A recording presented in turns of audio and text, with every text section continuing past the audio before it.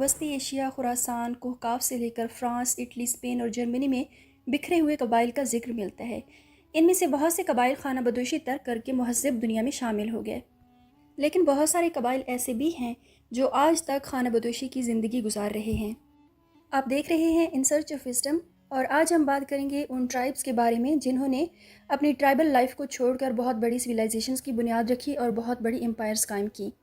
Hunting اور agriculture کے دور کے بعد جب کچھ قبائل نے زراعت اختیار کی اور آبادیاں بسائیں اور مسلسل رہائش اختیار کی، بہت سے ایسے قبائل بھی تھے جنہوں نے خانہ بدوشی کی زندگی کو ترک نہیں کیا۔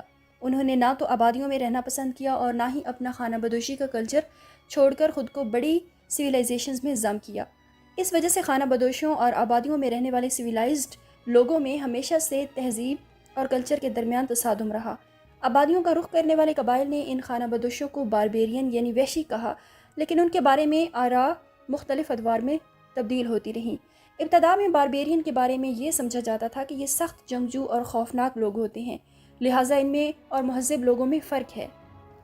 سویلائزڈ لوگوں کے مقابلے میں باربیرین کلچر کمتر اور پست تھا۔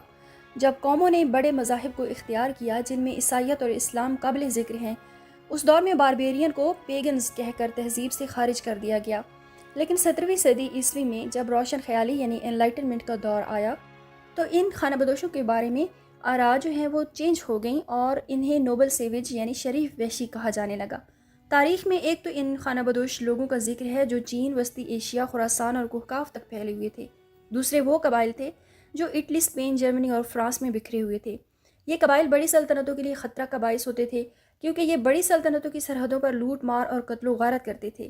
اس لیے جب ہندوستان میں مورین امپائر قائم ہوئی تو چندر گپتا کے مشیر کوٹلیا نے اسے مشورہ دیا کہ ہر صورت میں چاہے دھوکہ ہو یا فریب، ان قبائل کو جو سلطنتوں میں شامل نہیں ہوتے انہیں اپنی حکومت کا حصہ بنائے۔ رومن امپائر نے بھی مسلسل جرمن قبائل جن میں گوتھک اور وینڈلز شامل تھے ان سے جنگیں لڑیں، لیکن ان کی آزادی ختم کر کے ان کو سلطنت میں شامل کیا۔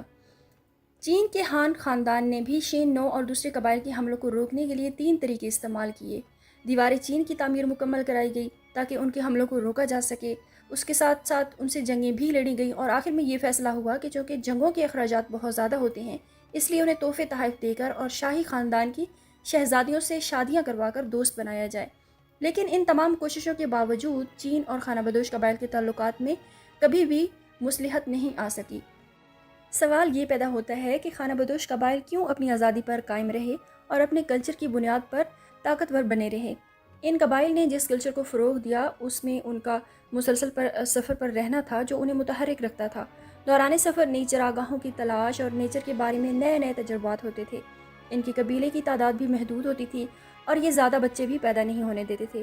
زراعت کے بجائے یہ مویشی پالتے تھے۔ انہی قبائل نے سب سے پہلے گھوڑے کو سدھایا تھا اور بعد میں انہوں نے گھوڑے کی باغ اور زین ایجاد کی۔ اسی وجہ سے یہ گھڑ سواری میں بہت زیادہ ماہر تھے۔ گھڑ سواری کے ساتھ ساتھ تیر کمان میں بھی بہت زیادہ مہارت رکھتے تھے اور گھوڑے کی پشت پر سوار رہتے ہوئے دشمن پر تیروں کی بارش کر دیا کرتے تھے۔ یہ گھوڑے کا گوشت کھاتے تھے اور گھوڑی کے دودھ کی بنی شراب بھی پیتے تھے۔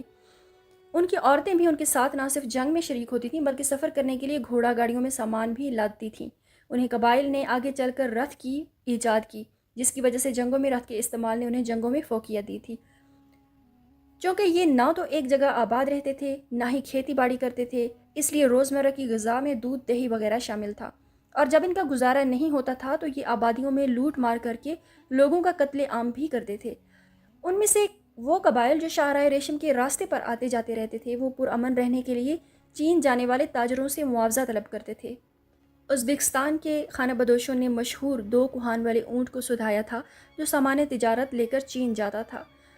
لیکن وہ قبائل جو کسی بڑی سلطنت کا حصہ ہو گئے یا انہوں نے خود بڑی حکومتیں قائم کر لیں تو وہ اپنے خانہ بدوشی کے کلچر سے نکل کر مہذب دنیا میں شامل ہو گئے۔ جیسے کشن قبیلہ جو چین سے آیا تھا اس نے ازبکستان، افغانستان اور ہندوستان میں اپنی حکومت قائم کی۔ اسی طرح سلجوقوں اور عثمانی ترکوں نے فتوحات کے ذریعے بڑی سلطنتوں کی بنیاد ڈالی۔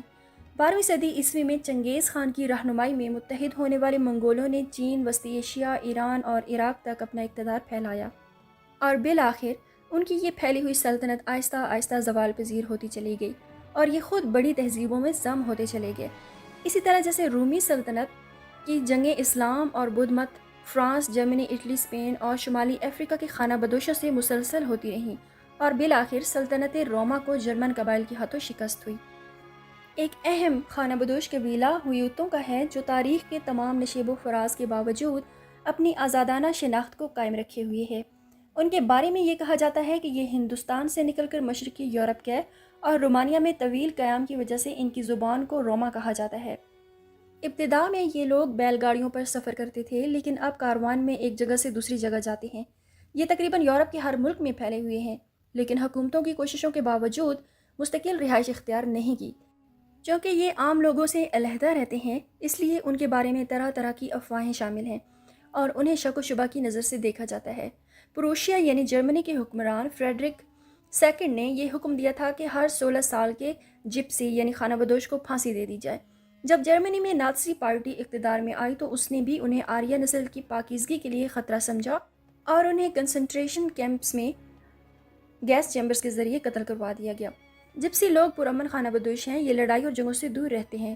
ان کی روزی کا ذریعہ یہ ہے کہ جہاں کہیں ان کا میلہ لگتا ہے وہاں یہ لوگوں کی قسمت کا حال بتاتے ہیں اور اپنی بنائی ہوئی چیزیں جیسے ٹوکریاں یا نقش و نگار والے کپڑے فروخت کرتے ہیں۔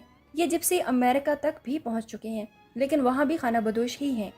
خانہ بدوشوں کا ایک اور اہم طبقہ بنجاروں کا تھا۔ یہ گاؤں دیہاتوں سے اناج لے کر قصبوں اور شہروں میں اس کی سپلائی کرتے تھے۔ اگرچہ اب خانہ بدوشوں کی وہ قسمیں تو نہیں رہیں جو عہد وسطیٰ میں ہوا کرتی تھی، لیکن اب بھی ہندوستان اور پاکستان میں خانہ بدوش موجود ہیں جو شہروں کے حاشیوں پر رہتے ہیں۔ ہندوستان میں آدیواسی ہیں جو جنگلوں اور پہاڑوں میں رہتے ہیں اور اپنے کلچر کی حفاظت کیے ہوئے ہیں، لیکن وقت کے ساتھ ساتھ ان کا کلچر بھی ختم ہو رہا ہے اور خود بھی یا تو وہ آبادیوں میں گھل مل رہے ہیں یا علیحدہ رہتے ہوئے اپنی حیثیت اور شناخت کو کھو رہے ہیں۔ امید ہے آج کی ویڈیو آپ کو پسند آئی ہوگی۔ میرے چینل کو سبسکرائب کرنا نہ بھولیے گا۔ Thanks for watching. اللہ حافظ۔